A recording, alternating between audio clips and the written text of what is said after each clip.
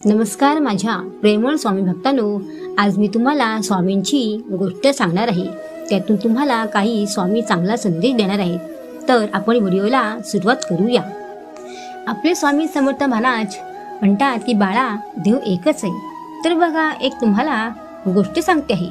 श्री हनुमंतराव कोटणीस महाराज सांगली अक्कलकोट येथे श्री स्वामी समर्थ महाराजांच्या दर्शनासाठी आले होते, तेव्हा घडलेली हकीकत सांगण्यासारखी आहे। थोड्याच वेळात श्री स्वामी समर्थ महाराजांचे अक्कलकोटात येणे झाले। त्यांच्या दर्शनासाठी भक्त मंडळी ठिकठिकाणाहून येऊ लागली। सांगली येथूनही मंडळी येऊ लागली।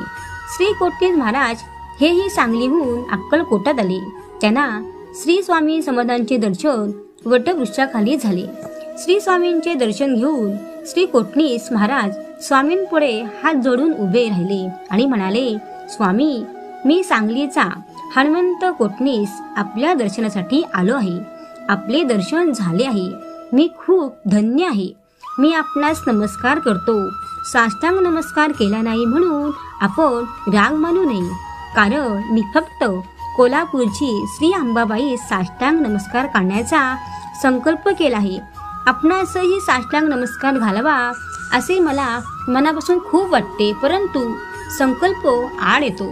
स्वामी, क्षमा करावी मला। त्यावर स्वामी म्हणाले आणि हसले, विनाकारण असा द्विजभाव धरू नये। संकल्प पाळावा असे वाटणे साहजिकच आहे, पण मला सांग, तुझी अंबाबाई अशीच आहे ना? असे बोलून श्री स्वामी समर्थ महाराजांनी श्री अंबाबाईचे रूप धारण केले व श्री कोटणीस यांना श्री अंबाबाईच्या स्वरूपात दर्शन दिले। ते दर्शन होताच श्री कोटणीसांनी स्वामी समर्थांना साष्टांग नमस्कार केला। तेव्हा कोटणीस म्हणाले, महाराज, मला माफ करा। स्वामी, खरोखर चूक झाली माझी। तेव्हा स्वामी समर्थ महाराज म्हणतात, बाळा, देव हा एकच असतो, पण त्याची रूपे अनेक असतात। असा देवांबद्दल दुजाभाव करू नकोस। तू जेव्हा संकटात सापडशील तेव्हा फक्त कोणत्याही देवाला मनापासून हाक मार, बघ प्रत्यक्ष धावून येईल की नाही। हे माझे सत्य वाक्य आहे।